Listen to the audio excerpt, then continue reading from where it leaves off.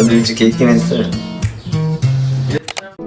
কোরিয়ার দেগু শহরের এক মধ্যবিত্ত পরিবারের মেয়ে কিম তেয়ং তার রুমের ব্যালকনিতে বসে সে পাখিদের জন্য অপেক্ষায় আছে, কিন্তু পাখিদের আসার কোনো নামগন্ধ নেই। সে এক দীর্ঘশ্বাস ছেড়ে উদাসীন চেহারা করে বসে থাকে। আজ শেষবারের জন্য এসেছি তাদের কাছে, আর আমাকে পাবি না। শেষবারের জন্য হলেও আমার কাছে আয় তোরা। ওরা অনেক পচা। বাহিরে চিল পড়ার মতো ঠান্ডা বাতাস, ঠান্ডায় কেঁপে ওঠে তীর শরীর। শেষবারের মতো চোখ বুলিয়ে জানালাটা বন্ধ করে দেয় তে। তার উদাস মনটাকে নিয়ে তার লাগেজ গোছাতে শুরু করে। চোখ তার লাল হয়ে আছে। আজকে অন্তত তারা আসতো আমার লাগেজ গোছাতে। কি দোষ ছিল আমার? ছোটবেলা থেকে আমাকে অবহেলায় রেখেছে, কখনো জিজ্ঞাসা করলো না আমার কি অবস্থা, কি চাই আমি। কিন্তু ঠিকই আমাকে বিক্রি করে দিতে দ্বিধা করলো না। পাখিগুলো খাবারের দায়ে হয়তো আসতো আমার কাছে, কিন্তু তারা কেন আজকে আসলো না? আমি কি এতই ভালোবাসা অযোগ্য? কথাগুলো বলতে বলতে তের চোখ থেকে পানি গড়িয়ে পড়ে। অন্যদিকে বুসান শহরের এক নামকরা পরিবার জিয়ন ম্যানশন বাড়িতে হয়তো তুফান লেগেছে, যে আশেপাশের সব মানুষ এসে জড়ো হয়েছে ঝগড়া শুনবার জন্য। জিয়ন পরিবারের বড় ছেলে জিয়ন জাংকুক লাগেজ গুছিয়ে বাসার বাহিরে চলে আসার জন্য উদ্যত হয়। জাংকুকের মা পিছন থেকে আপত্তি করে বলে, বাবা এমনটা করিস না, আমাদের মান সম্মানের কথা ভাব। জাংকুকের বাবা বলেন, এমন ছেলেকে জন্ম দিয়েছ যে আমার সম্মানের ওপর পাড়া দিয়ে ঘর থেকে বের হয়ে যাচ্ছে। শুনে রাখ জঙ্কুক, তুই যদি আজ বাড়ি থেকে বের হস তাহলে আজীবনের জন্য এই বাড়ির দরজা বন্ধ হয়ে যাবে। ও তাহলে আমার জন্য আরো ভালো হয়ে গেল। যে বাড়িতে আমার কোনো দাম নেই, আমার কোনো সম্মান নেই, আমার জায়গা নেই, সেখানে আমি আমার নতুন বউকে নিয়ে থাকবো কি করে? আর আশা করি এবার আপনি আপনার লাডলা ছেলে কাইকে নিয়ে খুশিতেই থাকবেন, বলে জিয়ন জাংকুক ম্যানশন থেকে বের হয়ে যায়। ভোরবেলা সাধারণত বিয়ে বাড়িতে হইচই হই হলো চলে, কিন্তু আশ্চর্য বিষয় এবার তা হয়নি। বরং মেয়েটাকে বিদায় দেবার মতো কেউ নেই, শুধুমাত্র বাড়ির এক কাজের লোক লিসা বাদে। পিম সাহেব, আপনি তো চলেই চাইতেছেন। আমি আপনার জন্য তেমন কিছু করতে পারিনি, কিন্তু আমাকে মনে রাখেন। সে মুচকি হাসি দিয়ে বলে, লিসাদি, আপনি যদি না থাকতেন তাহলে আমি বাড়িতে বাঁচতে পারতাম না। আপনাকে অনেক ধন্যবাদ। আপনার কথা আমি কোনোদিনও ভুলবো না, কিন্তু আমার জন্য শেষ আরেকবার দোয়া করে দিন লিসাদি। আমি তো জানি না আমার হাজবেন্ড কেমন মানুষ, আমাকে তো এরা টাকার বিনিময়ে বিক্রি করে দিয়েছে। চিন্তা করেন না, আমার বিশ্বাস আপনার জামাই আপনার জন্য আশাবাদী হয়ে আসবো। আপনার এই অন্ধকার কঠিন জীবনে আশার বাতি হইয়া আপনাকে বের করে আনবো, আপনাকে খুশি রাখবো। কি যে বলেন, আমাকে কি কেউ ভালোবাসতে পারে? তখনই দরজার বাহির থেকে গাড়ির হর্ন বেজে ওঠে। আসেন, গাড়িতে আপনাকে উঠাই দিয়ে আসি। বাসার সামনে হাজির হয়েছে ব্ল্যাক কার, কিন্তু বিয়ে গাড়ির মতো ফুল দিয়ে সাজানো নেই। তে নববধূর মতো সেজে গুজেও নেই, সাধারণ একটি জামা পরে আছে। যা দেখে গাড়ির ড্রাইভার বলে ওঠে, বধূ কোথায়? আমার সাথে যে আছে ইনি বধূ। কি, এটা বিশ্বাস করার মতো? নববধূ থাকবে সে যে? পুরো কথা বলবার আগে পিছন থেকে কথা আসলেই গাড়ির দরজা খুলে দেওয়া হয়। তে মাথা নিচু করে গাড়িতে উঠে যায়। মেম সাহেব, ভালো থাকবেন। আল্লাহ আপনার নতুন সংসার সুখী করুক। তে মুচকি হেসে মাথা দুলালো। গাড়ির ভেতর ব্ল্যাক কার্টেন দেওয়াতে ভালো করে তে তার নববরের চেহারাটুকু দেখতে পাচ্ছে না। ও পাশের ব্যক্তিটি কোনো কথা না বলাতে পরিবেশটা বেশ গম্ভীর হয়ে ওঠে। কার্টেনটা কি উঠানো যাবে? আমি কিছুই দেখতে পারছি না। কোনো প্রতিরোধ ছাড়াই কার্টেন এমনকি গ্লাস সহকারে উঠিয়ে দেওয়া হয়, যার কারণে বাইরে ঠান্ডা বাতাস এসে আছড়ে পড়ে দুজনের উপর। শীতকাল চলছে দেখে খুব দ্রুতই তের শীত লেগে যায়। ঠিক এবারও কোনো কথা ছাড়াই গ্লাস অফ করে দেয়, যেন তের না বলা কথাগুলো যেন সে বুঝতে পারে। তে একটু লজ্জা মিশ্রিত হাসি নিয়ে পাশে তাকালো। বাহিরের আলোতে মানুষটাকে বোঝা যাচ্ছে। দুগ্ধ সাদা ত্বক, ডাগর ডাগর কালো চোখ, ঘন কালো চুল, ঠোঁটের নিচে ছোট্ট কালো তিল, এক কথায় সুদর্শন পুরুষ। তে দেখে অবাক, চোখ তার সরছেই না, কিন্তু সে খেয়াল করলো লোকটার চল শক্ত করে রেখেছে। হয়তো সে কোনো কারণে রেগে আছে, যা দেখে নিমেষেই তের মন কেঁদে ওঠে। এখানেও কি আমি ভালোবাসার যোগ্য না? হয়তো আমি বেশি আশা করে ফেলেছি, কিন্তু আমি কি কোনো ভুল করেছি যে সে রেগে আছে? তের ভাবনাকে অফ করে দিয়ে জঙ্কুক বলে ওঠে, তোমার সাথে উনি ছাড়া কেউ ছিল না কেন? সবাই ঘুমাচ্ছিল তাই। তোমার বিয়ের শাড়ি কোথায়? আমি কোনো শাড়ি পাইনি। এই ড্রেস আমার মৃত বাবা দিয়েছিল, তাই আমি এটাই পরে এসেছি। ঠিক আছে, ড্রাইভার রাস্তা চেঞ্জ করো। এখন আমরা শপিং মলে যাব, সেখান থেকে আমরা রওনা দিব আমাদের বাড়ির উদ্দেশ্যে। তে কিছু বুঝতে পারল না, শুধু টিপটিপ করে তাকিয়ে আছে। তারপরের মুহূর্তেই জঙ্কুক তার নববধূ তেকে নিয়ে নতুন ড্রেস, নতুন শাড়ি, সব নতুন, পা থেকে মাথা পর্যন্ত সবকিছু একসাথে কিনে দেয়, যা দেখে তে আতঙ্কে কেঁপে দেয়। কি ব্যাপার, তুমি কাঁদতেছো কেন? তোমার কি ভালো লাগেনি? তাহলে আরো কিনবো, চলো। না, আমি কি কোনো ভুল করেছি? আপনি আমাকে এত কিছু কিনে দিচ্ছেন কেন? এটা কি কোনো শাস্তি? কি শাস্তি কেন হবে? আমি তোমার হক পূরণ করছি। তুমি আমার নববধূ, তুমি আমার অর্ধাঙ্গিনী। আমি আমার সব কিছু দিয়ে তোমাকে স্পয়েল করব, তোমাকে আদরে ভরিয়ে দিব। আমি তোমাকে ভালোবাসি সোনা পাখি। কি বলছেন? আপনি আমাকে কেন ভালোবাসবেন?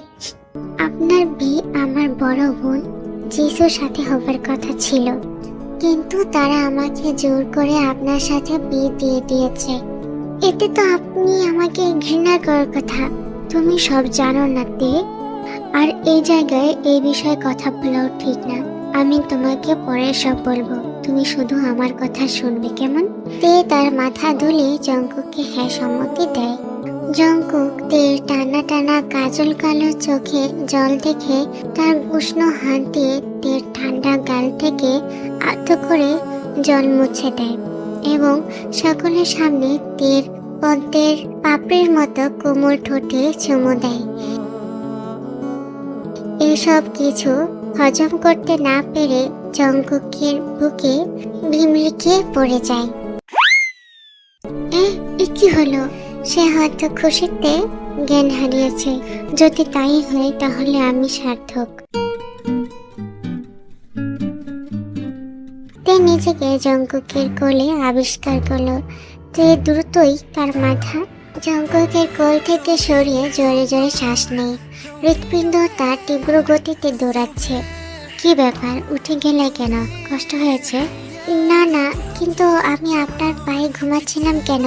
তুমি শপিং মলে জ্ঞান হারিয়েছিলে। ও,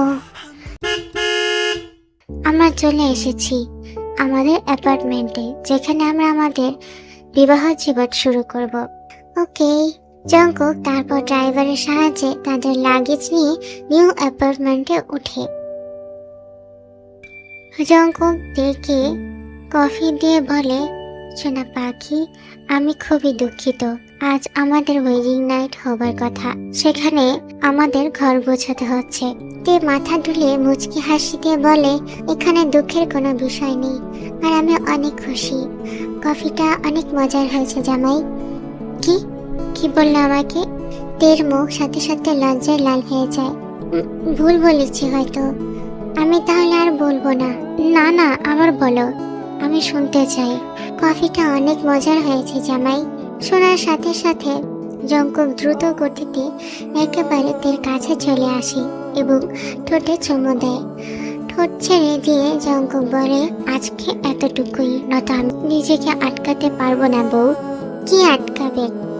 কিছু না, তুমি কফি খাও। ওকে। তারপর তারা কফি শেষ করে আবারও ঘর গোছানোতে মনোযোগ দেয়। সবকিছু গোছানোর কারণে তারা ঘেমে যায়, তাই গোসলের জন্য সবার আগেই তে জঙ্কুকে পাঠায়। এতে করে তে ডিনার বানাতেও পারবে। আধা ঘন্টা পরে জঙ্কুক শাওয়ার সেরে বের হয়ে আসে।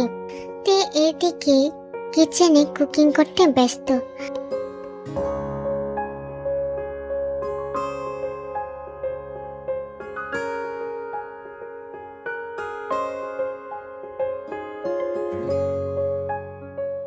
তখনই তের কোমরে হাত রেখে গলাতে মুখ গুজে দেয় জঙ্কুক।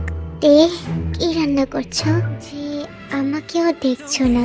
তে এমন আচমকা অনুভূতিতে শিউরে ওঠে। এই কি করছেন বলেন তো?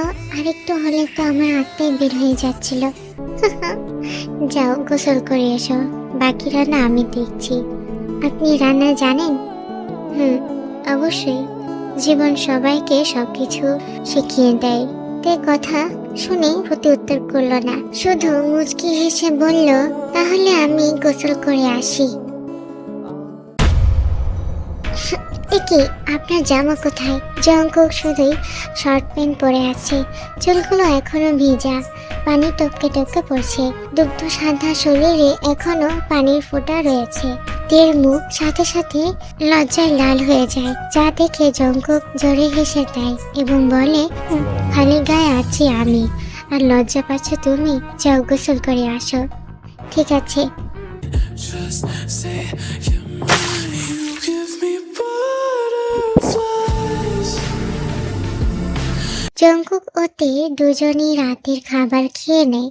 তারপর জঙ্কুক তেকে নিয়ে ব্যালকনিতে যায় এবং টি টেবিলে বসতে বলে, তে, তুমি আমাকে শপিং মলে জিজ্ঞেস করেছিলে আমাদের বিয়ের বিষয়ে। আমি আমাদের বিয়ের প্রথম থেকেই তোমাকে সবকিছু জানিয়ে দিতে চাই। ঠিক তেমনই আমি আশা করি তুমি তোমারও সবকিছু বিষয়ে আমাকে জানাবে। তে শুধু মাথা দুলালো। আমি জানতে চাই। আমি আমার পরিবারের বড় ছেলে, কিন্তু সবচেয়ে অবহেলিত সন্তান, যেখানে আমার কোনো মূল্য নেই, দাম নেই, যেখানে দিনের 24 ঘন্টা প্রতারণা, শুধু স্বার্থের লড়াই চলে। আশার আলো কোনো নামগন্ধ নেই। আমার নিজের মা বাবা আমাকে সন্তান হিসেবে দেখে না, দেখে শুধু কিভাবে ব্যবহার করে স্বার্থ হাসিল করা যায়। আমি শুধু চেয়েছিলাম কেউ আসবে আমার জীবনে, যে আমাকে ভালোবাসবে, আদর করবে, যে আমার কষ্ট অনুভূতি বুঝবে, যে হবে আমার একান্ত ব্যক্তি, আমার সব কিছু, যার প্রথম প্রায়োরিটি হবে আমি, শুধুই আমি, যার আমাকে প্রয়োজন, কিন্তু কোনো স্বার্থের জন্য না, বরং ভালোবাসার জন্য। আর সেই ব্যক্তি হিসেবে আমি তোমাকে বেছে নিয়েছিলাম। কিন্তু হ্যাঁ, আমার তে, আমার সোনা পাখি, আমি তোমাকে শপিং মলে দেখেছিলাম। আমি তোমার দেখা মাত্রই তোমাকে চেয়েছিলাম। আমার তকদিরের সাথে শুধু তুমি আছো তে, হ্যাঁ, শুধুই তুমি। কিন্তু আমার পরিবার আবারও কাটা হয়ে দাঁড়িয়েছিল। আমি চাই না তোমার কিংবা আমার নতুন সংসারে কষ্ট হোক, তাই আমি তোমার হাত ধরে আমাদের নতুন জীবন শুরু করতে চাইতে। I love you. তে এত প্রশংসা শুনি তার চোখে জল টলমল করতে থাকে। সে কখনো ভাবেনি দুনিয়াতেও কেউ আছে যে তাকে নিজের থেকেও ভালোবাসবে, চাইবে। তে তার আবেগকে আটকিয়ে জঙ্কুকের হাত শক্ত করে ধরে বলে, যেমন জঙ্কুক, আপনার কাছে আমার কোনো অভিযোগ নেই, বরং আমি জীবনে যা চেয়েছি আল্লাহ আপনার মাধ্যমে আমাকে তা দিয়েছে। আমাদের বিয়ে হবার সাথে সাথে আমার সব কিছু শুধুই আপনার জামাই। আর আমি আমার পরিবারের সবচেয়ে অবহেলিত সন্তান ছিলাম। একজন কাজের লোকের থেকেও নিম্নভাবে আমার সাথে আচরণ করা হতো। তারা আমার সাথে যা করেছে তাতে আমার কষ্ট নেই। আমি শুধু চেয়েছিলাম আমার জীবনে কেউ আসুক যে আমাকে ভালোবাসবে, আগলে রাখবে, আমাকে চাইবে। আর আপনি ঠিক তেমনই ভাবে আমার অন্ধকার নিরাময় কষ্টের জীবনে আশার বাতি, আমার অন্ধকার পথের বাতি হয়ে এসেছেন। আমি ভালোবাসতে চাই, আমার কাছে আমার ভালোবাসার অন্তরালে আটকে রাখতে চাই আপনাকে। I love you, Jungkook. I love you so much, so that I could die. বলে তে জঙ্কুকের ঠোঁটে কিস করে। জঙ্কুকের চোখ থেকে অশ্রু গড়িয়ে পড়ে। হ্যাঁ, তার জীবনে সত্যি তার শখের মানুষের আগমন হয়েছে। জঙ্কুকও আবেগে তেকে কিস ব্যাক করে। তে ছেড়ে দিতে নিলে জঙ্কুক তের কোমর ধরে টেনে তার কোলে বসে। তের টানা টানা চোখ বড় হয়ে যায়, লজ্জায় তার সর্বাঙ্গীন কেঁপে ওঠে। কি জঙ্কুক, সোনা, আমি তোমাকে ভালোবাসতে চাই। কি ভালোবাসবে মানে? জঙ্কুক তার শীতল হাত তের উষ্ণ কোমরে ছেড়ে দেয়, মুখ গুজে দেয় তের বুকে, যেখানে তাদের হৃদস্পন্দন সমান তালে যে চলছে তা বোঝা যাচ্ছে। জঙ্কুক তার মায়া ভরা কাজল আঁখি দিয়ে তেকে প্রশ্ন করে, সোনা পাখি, আমাকে অনুমতি দিবে না? এভাবে কেউ আকুতি করলে ফিরিয়ে দিতে পারে?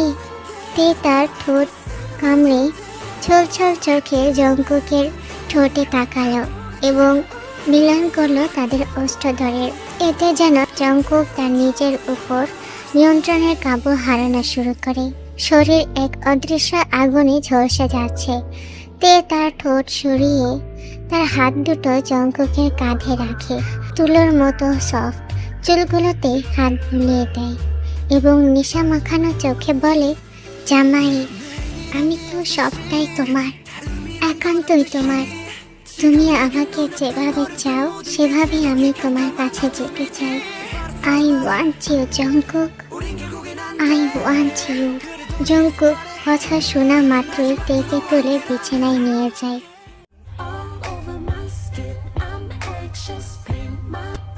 আমার ভয় হয় জঙ্কুক, কিছু হবে না সোনা। আই লাভ ইউ তে।